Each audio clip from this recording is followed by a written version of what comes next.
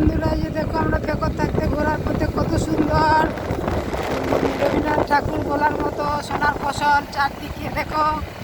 এই যে দেখিয়ে দিচ্ছি, সব ধান পেকে গেছে, সোনালি রঙের ভরে গেছে। এই যে দেখো কত সুন্দর স্বর্ণধানগুলো সব পেকে গেছে। এই যে দেখো কিছু কাটা চলছিল বন্ধুরা, তারপরে বৃষ্টির জন্য আবার ভিজে গেল।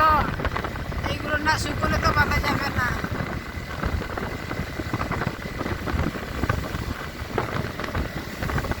রবীন্দ্রনাথ ঠাকুর বলে না সোনার ফসল আমাদের এই বাংলাতেই বলে, ওই জন্য দেখো সোনার ফসলের যে গ্রামের পরে মাঠ ছিল ওইদিকে জমিনে ধান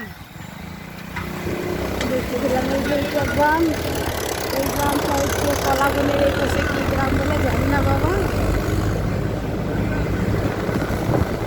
ওটা শুধু দেখো ওটা সিমন না কি বলে, ওটা সিমনের আগে গাছলো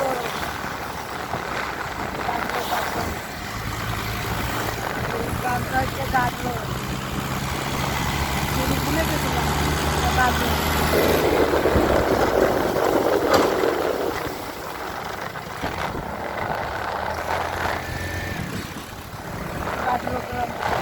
কাগজে প্যান্ডেল হয়েছিল, ইয়ে হাতিগুলো এখনো দাঁড়িয়েছে, হাতি ছিল প্যান্ডেলের দাঁড়িয়ে।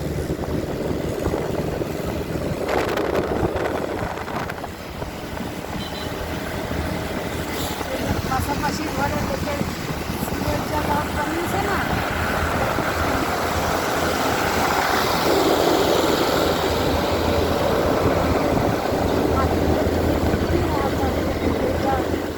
রেখে দেবে হাতিগুলো দেখে।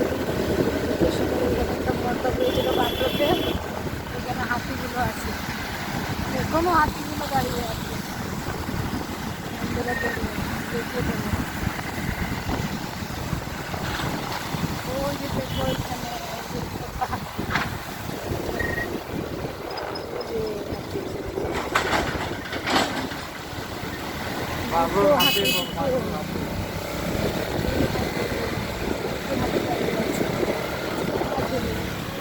আর যে বোনেরা বেরিয়ে গেলে রে আমাদেরকে এটা কাটলো,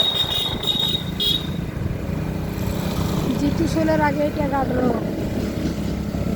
যে মাঠটা। ঠিক আছে বন্ধুরা, ভিডিওটা বেশি বড় করছে না, দেখতে থাকো। আমাদের দেখে দিলাম, দেখতে